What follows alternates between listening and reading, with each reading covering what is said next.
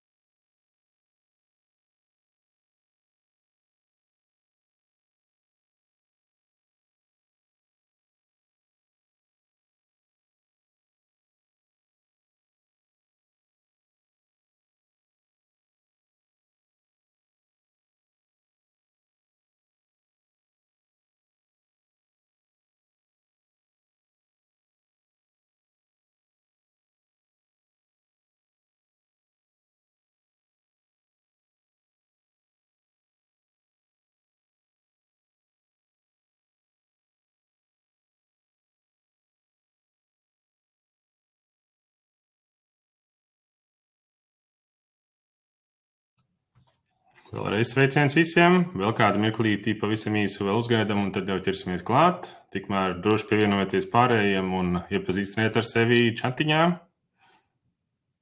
Stāstiet par savu zīmolu, par savu nodarbošanos, varbūt mērķi, kādēļ nolēmāt šodien pieslēgties webināram.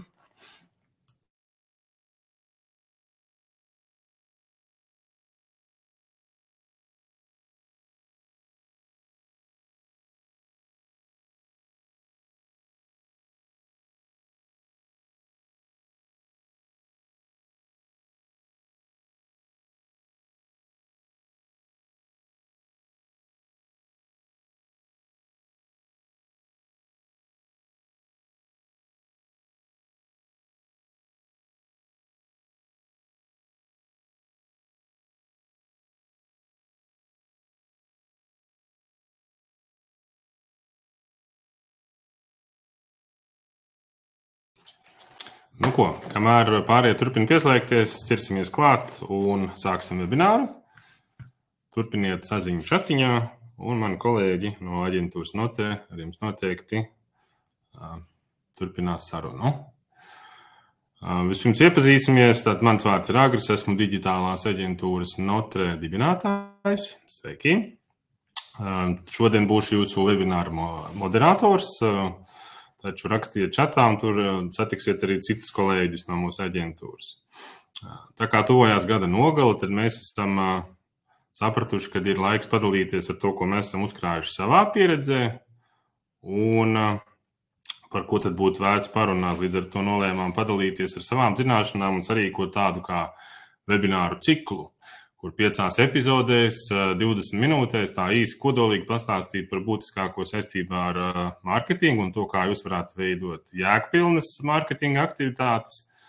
Un, lai nebūtu tā, ka viss jau šķietami dzirdēts un līdzīgs kā citiem, tad mēs šoreiz paraudzamies uz mārketingu no nedaudz neierasta skatu punkta. Mēs mārketingu personificējam, piešķiram tādu kā abstraktu tēlu, līdzīgi kā kādam kolēģim, ar kuru mēs ikdienā tiekamies, veidojam attiecības un kopīgi strādājam pie kopīgiem mērķiem. Tad šodien mums ir 2. epizode. Pirmajā epizodē, kas notika iepriekš, tieši pirms nedēļas, mēs personificējām mārketingu pirmo reizi, un šī epizodē izrunājām, kā tad mārketings dzīvo savu dzīvi mūsu komandās un birojos varbūt tāds mazliet aizmirsts, atstāts novārtā, varbūt darbojās pašplūsmā un identificējām dažādas tādas kā situācijas un pazīmes, kas liecina, ka mārketings dzīvo savu dzīvi, un aicinām noskatīties arī šo epizodi mūsu mājaslapā, sadaļā webināri. Šajā epizodē, kurā tad, kā arī iepriekš un nākamajās, centīsimies iekļauties 20 minūtēs, apskatīsim, kā sagatavoties uz pirmo tikšanos ar mārketingu. Piemēram, ja nesat kādu ilgāku laiku pievērsuši tādu nopietnāku uzmanību mārketingam jūsu uzņēmumā vai priekš jūsu zīmola, varbūt stratēģiju izstrādāt kādu laiku iepriekš un tā tur darbojās, un jums nav sanācis laiks iedziļināties un gribētu šo mārketingu uzrunāt un pārunāt, kas tad ir noticis, kādi plāni, un šīs webināra sērijas mērķis ir saprast, kā tad sagatavoties, kā atstāt pirmo labo iespaidu un iegūt maksimāli, teiksim tā, iegūmu no šīs sarunas. Par šo te platformu, tātad īsumā varat redzēt, kā labajā apakšējā stūrītī ir gan čats, gan aptauju sadaļa. Tur arī droši rakstiet un gan savus jautājumus, gan savās pārdomas un dalāties ar idejām. Piemēram, aptaujas sadaļā varat apskatīties, pamēģināt veidot savas atbildes par to, kur tad jūs uzzinājāt par šo webināru. Un tādai kārtīgai iesildīšanās reizei, pirms mēs tad tā sākam pa īstam, tad varbūt uzrakstiet, ja jums būtu iespēja personificēt mārketingu kā personāžu, pieņemsim kā kolēģi jūsu uzņēmumā, kāds tad viņš būtu, varbūt tā būtu viņa, kādas raksturiezīmes varētu piemest mārketingam, kāds viņš varētu būt, varbūt kā mākslinieks, kā tāds draudzīgs un labs kolēģis, varbūt tāds ieturēts un kādas tad jums tās attiecības varētu būt. Droši rakstiet čatā un tikmēr mēs ķersimies pie darba. Tad iepriekšējā sērijā atskatījāmies uz to, ka mārketings var dzīvot savu dzīvi un faktiski sanāk, ka šajā gadījumā jūs tā kā riskējat ar savu zīmolu, jo nekoordinētas mārketinga aktivitātes faktiski rāda nepilnvērtīgu priekšstatu par jūsu zīmolu, un tas potenciāli var jums nevis palīdzēt, bet pat kaitēt, un tā ir tāda tā kā laimes spēle, jo nekoordinētas un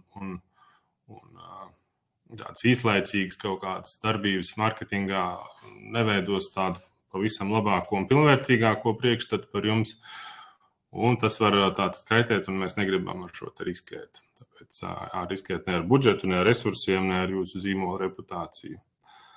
Un jebkuras aktivitātes mārketingā noteikti prasīs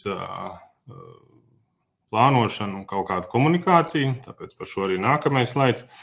Saistībā ar to, ka visa pamatā mums ir komunikācija, un šeit ne tikai komunikācija uz āru, kas ir mārketings tādā aizpratnē kā digitālā klātbūtne sociālajos mēdījos vai reklāmas kampaņas, bet drīzāk varbūt iekšējā komunikācija jūsu uzņēmumā, kas ir saskarsme, savstarpējā sazināšanās, ikdienas darba koordinēšana, kāda vienota izpratne par to, uz kurieni tad virzās jūsu uzņēmums, kādi soļi jāveic attīstībai, kā nodeļas sazinās savā starpā, vai visi zina un informēti par to, kāds tad ir virziens, kur jādodās.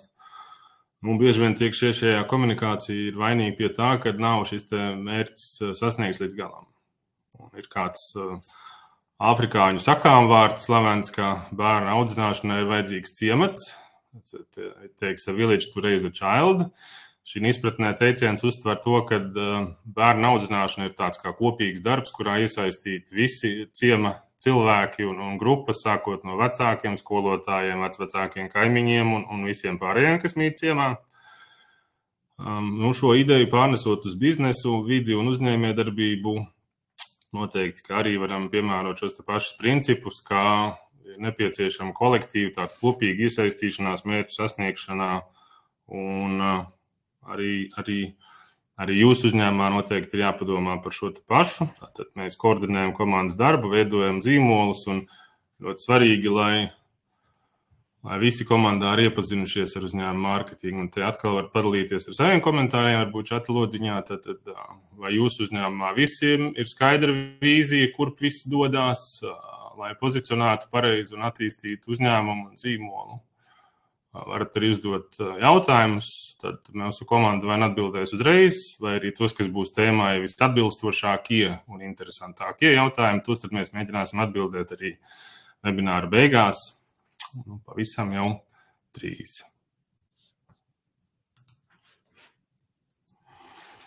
Uz brīdi varam parunāt par mērķiem. Skaidrs, ka ir biznesa mērķi, pārdošanas mērķi, zīmola attīstības mērķi. Runājam par mērķiem mārketingā, tad parasti tie mērķi ir tādi vispārīgi, vai vienkārši, piemēram, pievērst zīmolam vairāk uzmanības, veidot uzticamus zīmolus, izpildīt pārdošanas plānu. Tad ir šie te smart mērķi, jeb smart goals, kas ir specifiski izmērāmi laikā un realistiski definēti.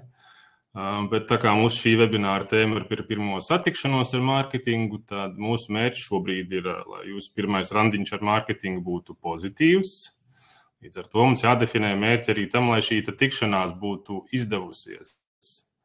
Un, lai sagatavotos jākpilnai sarunai, noteikti pirms jābūt skaidriem mērķiem gan iekšēji uzņēmumā, gan konkrēti priekš mārketingam. Un biežākais cēlonis, teiksim tā, ko mēs esam novērojuši savā praksē, ir, ka ir nepareizi formulēti iekšējie šie mērķi.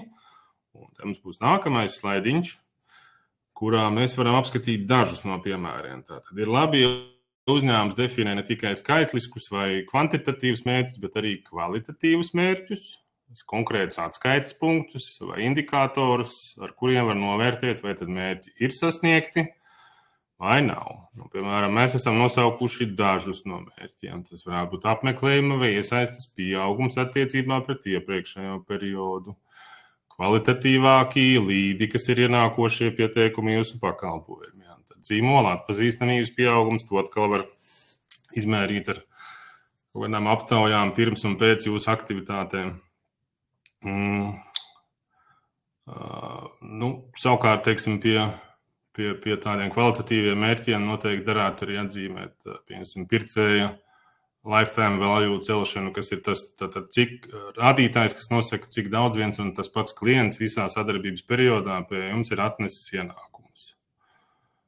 Pie indikatoriem var apskatīties, tur mēs esam pieminējuši CPA, kas ir cost per acquisition, tātad cena par iegūto klientu.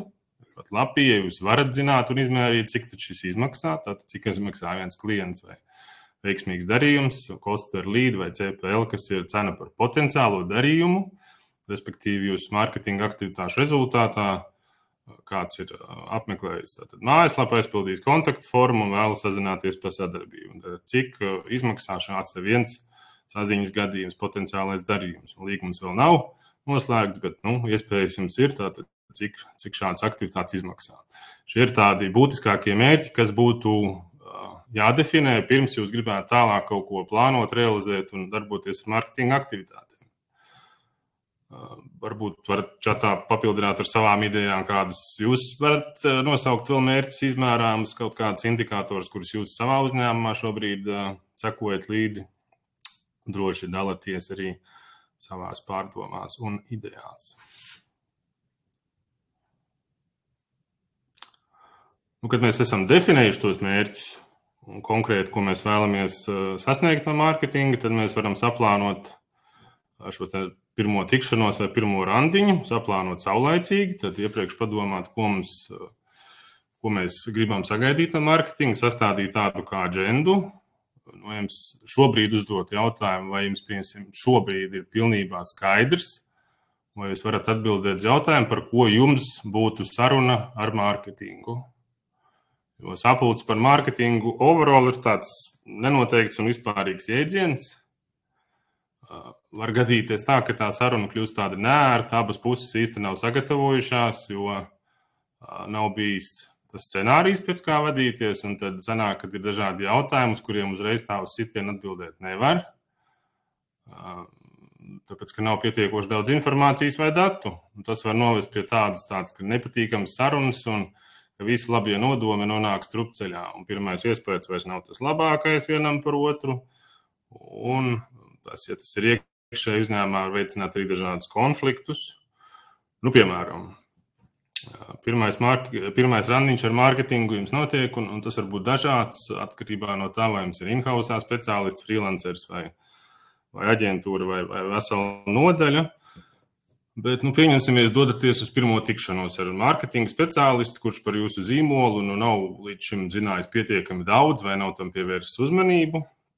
Un jūs sarunas laikā esat iedomājušies, ka mārketings uzreiz spēs atbildēt uz jautājumiem, piemēram, kāpēc tam, ko mēs darām, nav rezultāta, vai cik bieži man jāliek ieraksti Instagramā, vai mēs iztērējām 100 eiro Google reklāmās un nebija nekāda rezultāta. Saprotams, ka mārketinga speciālists, tas cilvēks, kas jums sēdēs pretī, ja viņš nebūs sagatavojies, tad atbildes uz šiem jautājumiem viņš nevarēs iedot. Tad var sanākt, ka jums tāds iespējas, ka tas mārketings nav īsti sagatavojies. Taču te ir jāpadomā par to, ar kādām tad ekspektācijām jūs dodaties, ar kādu attieksmi jūs dodaties uz šo tikšanos, vai tur būs cieņpilns tad intonācijas tonis, sapratne savstarpēji un tā. Lai rezultāts būtu veiksmīgs, droši vien ir nepieciešama jūsu pilnvērtīga iesaiste. Un kā tad sagatavoties? Varam īsumā apskatīt būtiskākos punktus, to mēs arī līdās izdarīsim, bet varbūt jūs varat čata lociņā uzrakstīt, kas jūsuprāt ir svarīgākais, lai pirmā tikšanās ar mārketingu, vai pavisam pirmā, vai pirmā pirms kaut kādām nopietnām aktivitātēm, vai pirmā pēc kāda ilgāka laika perioda, lai šī pirmā tikšanās būtu veiksmīga, kas jūsuprāt būtu galvenais? Droši rakstiet čatā, un mēs tad izskatīsim mazliet smalkāk. Par šo te aģendu, ko tad sagatavot jums, un ko prasīt no mārketinga. Ko sagatavot jums droši vien ir nepieciešams definēt, kur jūs esat šobrīd, un kur jūs vēlaties nokļūt. Tas saistās arī iepriekšējo mērķu uzstādīšanu, bet tātad mārketings, lai spētu jums palīdzēt, būtu kristāli skaidri jāzina, tātad, kas ir jāsasniedz, kādi ir pieejamie resursi, konkrēti veicamie darbi un uzdevumi, un ko tad jūs vēlaties, lai mārketings jums palīdz sasniegt. Un, ja ir kaut kādas mērķi un sapratni par biznesa lietām, bet varbūt nav tik smalka zināšanas par mārketingu, kas ir pilnībā saprotami, jums nav jāzina viss, un mārketingā viss tik strauji mainās un attīstās, ka varbūt jums ir vērts uz to sarunu paņemt līdz kādu no komandas, kas vairāk orientējās mārketingā. Ar ko sākt, lai tad saprastu, kur tad jūs šobrīd esat un kur vēlaties nonākt? Un te tāds neliels ieskats, šis droši vien nav jātaisa ekrāna šāviņi, jāmēģina pierakstīt. Mēs pēc webināra dosim jums iespēju leju pielādēt tādu kā čeklisti, PDF-ā veicamo darbu sarakstiņu, tad, kur varēs ērti arī šo te visu redzēt, pārskatīt, un tas nav tagad jāmēģina pierakstīt. Tad, respektīvi, svarīgākais, kas būtu jāpatur prātā, ir, ko jūs sagaidiet, uzsākot attiecības, un kas tad jums tagad šobrīd notiek.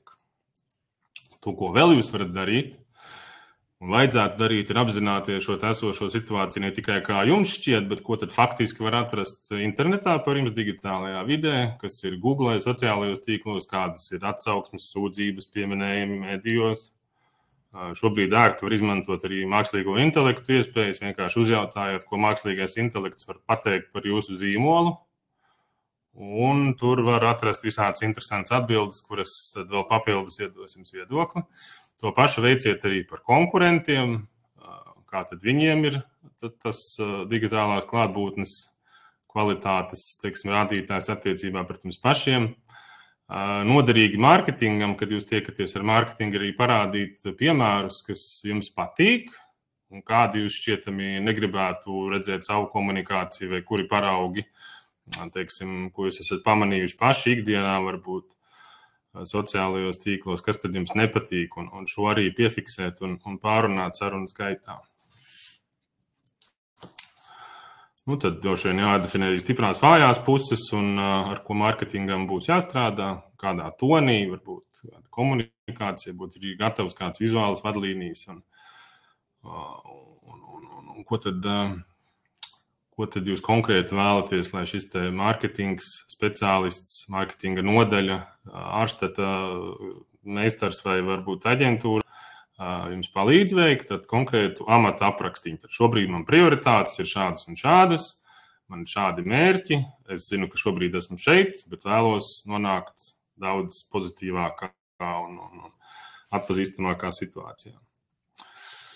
Ko jums uzprasīt mārketingam? Droši vien arī jāvadās no tā atkarībā, kāds ir sadarbības modelis, bet, ja gadījumā šis ir jūsu iekšējās komandas speciālists, un tad noteikti varat un vajag prasīt kaut kādus datus, pārskatus un skaidrojumu par izvēlētajām metodēm, risinājumiem, kas tad šie ir par skaitļiem, pieņemsim, mājaslapu analītika, reklāmu konta pārskati. Ja šis te speciālists nāk ar jums tikties pirmo reizi, tad varbūt viņš var vienkārši novērtēt šo situāciju no savu skatu punkta, sastādīt kādu uzlabojumu sarakstu un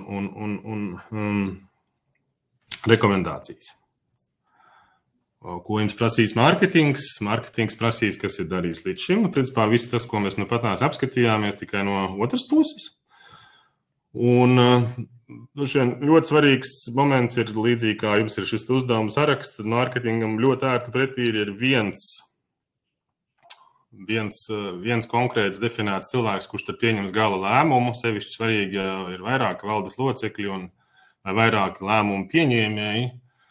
Tas var iekavēt visu darbu procesu, jo kamēr viņi spriež un lemj, nekas tālāk nekustās. Līdz ar to, ja būtu definēts viens cilvēks, kurš tad var pieņemt lēmumu, tad visi darbi ir itīs uz priekšu daudz raitāk. Beidzot mēs esam tikuši tik tālu, kad aģenda ir nosūtīta, esam randiņā pirmajā ar mārketingu. Tas mums ir izdevies, tagad sēžam un skatāmies uz visiem šiem jūsu sarūpētajiem datiem, atbildam viens otram uz jautājumiem. Un kā tad uzvesties, lai mēs tur tā kā labāko maksimālo gūmu no šīs tikšanās iegūtu? Droši vien mūsu tāds ieteikums lielākais būtu klātesošiem, klausīties un ieklausīties un ātri vien šādi varēsiet saprast, vai tad jums saskanēs vai nesaskanēs tālāk. Mums ir tādi daži sarkanie karodziņi, ko mēs esam definējuši no savas prakses un pieredzes, kas tad liecina par to, ka šis pirmais randiņš nav izdevies un savstarpēji mums ir dažādi skatījumi uz lietām. Un varbūt, ja pamanat kādu no šīm pazīmēm, tad varbūt ir vērts beigt šo sarunu jau saulaicīgi. Varbūt jūsu pieredzē ir vēl kādi sarkanie karodziņi, kas jūs ir bijuši, tad par tiem arī labprāt dzirdēsim un pierakstiet čatā. Savukārt ir arī labs sākums, tad tas ir tas, kam vajadzētu būt, kad viss ir kārtībā, kas liecina, ka randiņš ir izdevies un jums ir sajūta, ka jūs saprotat viens otru, esat sagatavojušies gan jūs, gan mārketings, komunikācija ir veiksmīga un mums ir skaidrs, ko var vienam no otru sagaidīt. Faktiski jūs varat ieskicēt jau tādu kā kopīgo nākotni un nākamos soļus. Teiksim tā. Un tagad mēs arī labprāt atbildēsim uz kādiem jautājumiem. Brīdis droši uzrakstiet, ja neesat vēl paguvuši. Vai nu atbildēsim čatā vai apskatīsim kopīgi. Ja jautājumu šobrīd šķiet, ka nav, tad droši sagatavojiet tos arī vēlāk. Varat mūs uzmeklēt sociālajos tīklos Digitāla aģentūra Notre. Varat doties uz vietni notre.lv un sameklēt tur kontaktu sadaļu. Un tur arī apskatīsim. Tad jūsu jautājumus varam arī palīdzēt ar kādām konsultācijām.